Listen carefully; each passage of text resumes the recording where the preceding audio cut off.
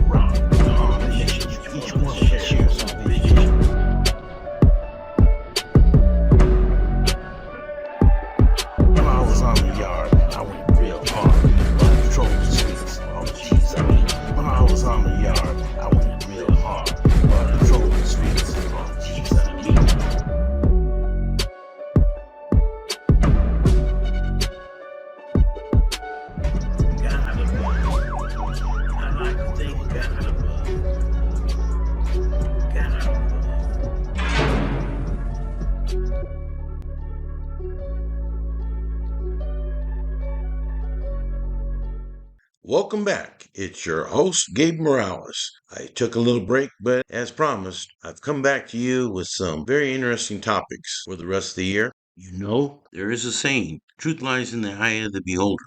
Interesting saying. The first word truth and the second lies. Sometimes people view and state things as they experience them. Another person may see the same thing and interpret in a totally different way. Often these same people will relay this with their own personal biases. If you notice in my past videos, I do a lot of in-depth research, as well as often try to speak to people who are directly involved and present at the time of certain occurrences. What about out in Westwood? Were there any gang members ever come into the area? Yeah, what's interesting about that, when I was a young guy, busing was going on. So I went to Emerson Junior High in 72, 73, and we had a lot of kids who were bused up from Watts. So I actually went to junior high school with a lot of kids who were from the Crips, and we also had Brims. There were no Bloods at that time. We just had Crips and Brims. I believe in knowing history, and I don't intend to glorify this gang or any other group. I've always sought to just seek for accuracy and get to the truth as best I can. But I am also aware that there is such a thing as revisionist history, sometimes retold with unintentional errors, and sometimes to fit a certain narrative or agenda. I try to be as unbiased as possible when telling these stories, but will sometimes interject my opinion when I think certain things need to be pointed out. These opinions are often my truth, not necessarily your truth. And so it is with this video. Once again, feel free to disagree in the comments section, but make sure that it is respectful, or it will be quickly deleted and you'll be banned from this channel. The Hoovers are an interesting gang. I know these guys very well. The gang started off as the Hoover Groovers by at least the 1960s. Thus, to this very day, many use the term groove status.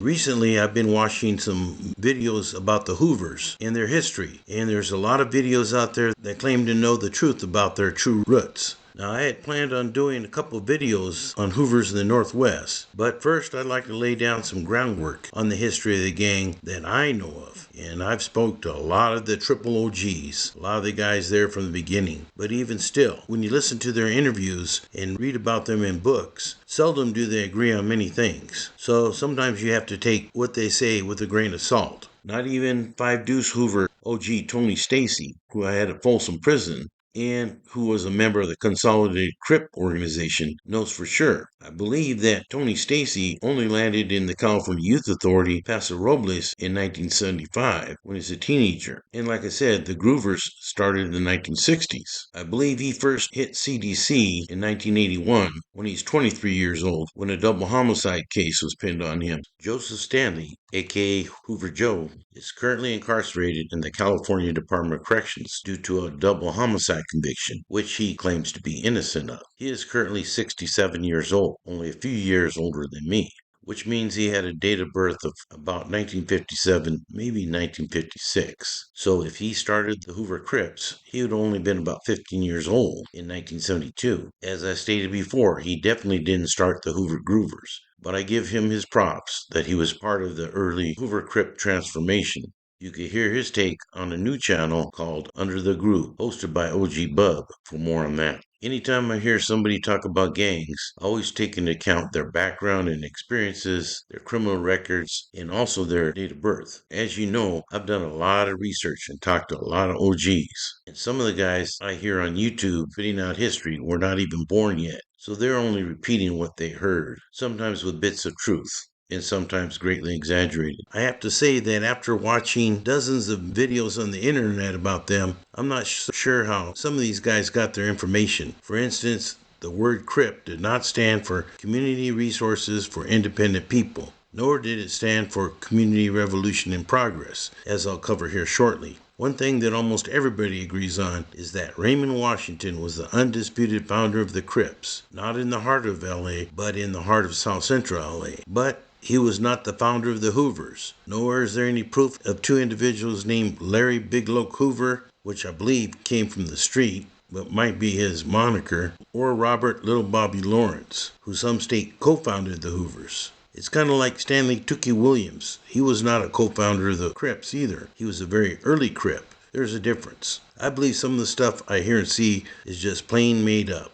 Like I said, I've done a lot of research and conversed with a lot of triple OGs. I don't know everything, but I have gained a consensus. And that is, from 1970 to 1971, there was no such thing as Hoover Crips. Before that time period, there were said to be individuals on Hoover Street that called themselves Groovers, starting around 1968 with Raymond Washington, and then pressured other neighborhood groups to become Crip. Those who resisted became Bloods, or in Compton, they were known as Pyrus. Understand then there were some Crip multiplication meetings after 1972 at Manchester Park that 7-4 Hoover Joe attended. But again, there's still much debate over who exactly started the Hoovers. Joseph Stanley was obviously there in the early days, so reputable. But he would have only been about 11 to 12 years old when Raymond Washington started the Crips, which does not mean common revolution in progress, like I've heard some state in books and video interviews. Like I stated in my recent Black Guerrilla Family Roll Call series, Raymond Washington did not want to have anything to do with the BGF, and they were all about revolution. Some even say that Jama tried to take him out when he was at DVI. Here's a slide of some of the Hoover sets and what years they're said to have started.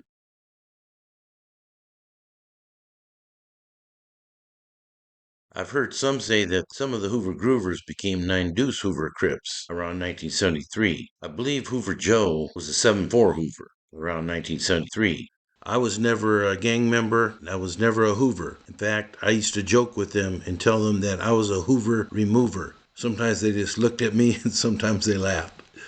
But I've always had a pretty good rapport with most gang members, including many heavyweight Hoovers. I had many of the early B and C number Hoovers at Folsom Prison, such as Doc McAvee, Big Murph Murphy, Big D Moore, Bobo Krama, G. Evans, and Pup Baines. I would say that they are some of the better sources. I mean, they lived that life. Back then, the Groovers were not affiliated with Crips or Bloods, as they predated those two large umbrella organizations that flourished during the late 60s and early 70s. However, there were independent black gangs back then, such as the Businessmen, Gladiators, Slossons, the Farmers from Watts, and the Avenues, made famous by professional weightlifter Craig Munson, who had a run-in with Raymond Washington and then decided to start the Crips gang, just to name a few, who battled with local white gangs, such as the Spook Hunters. Some say that the Hoover Groovers originated in the area of 52nd and Hoover, and that it wasn't until the early to mid-1970s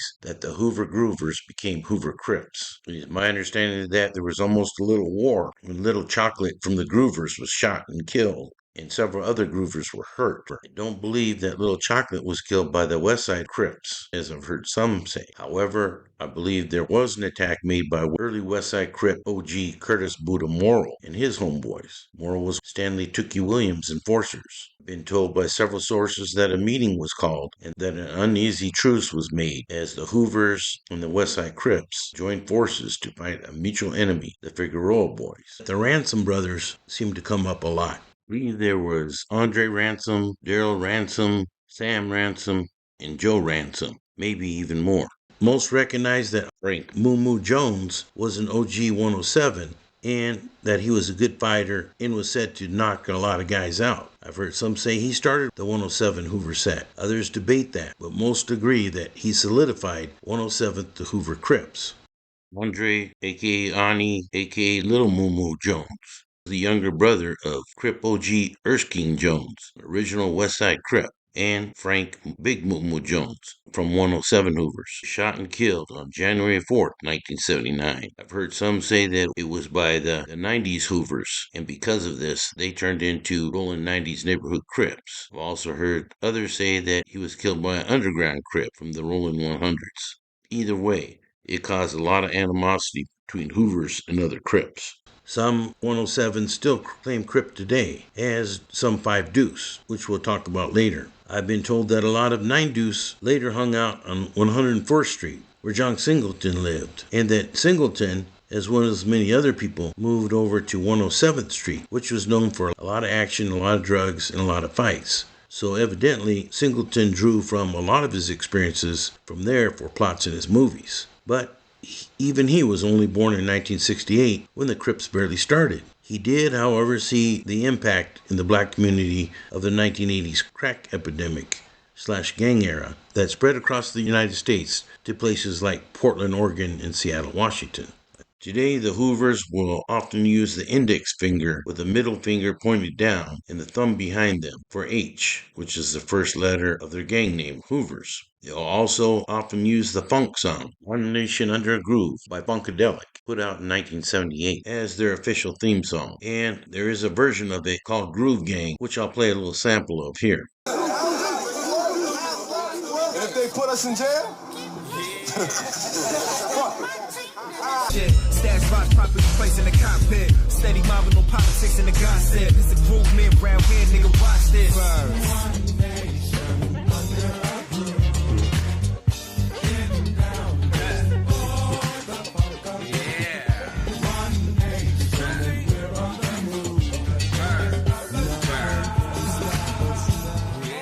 There's another song considered to be a theme song for the Hoovers called Mr. Groove, put out in 1984 by the band One Way. By the way, I had the intention of creating a car club called One Way named after the same band in October 1981. And we had a meeting in Seattle consisting of individuals who were to be in that club. But that idea ended up crashing when my 21st birthday party was shot up and ended up pretty much killing that idea. I don't mean to get sidetracked, but a lot more details are included in my book, The Life and Times of Vato Loco. Females, sometimes called Hooverettes, play a key role in the gang. They often carry communications for their male boyfriends or husbands, put money on their books when they're in jail or prison, and even sometimes deal drugs while they're locked up.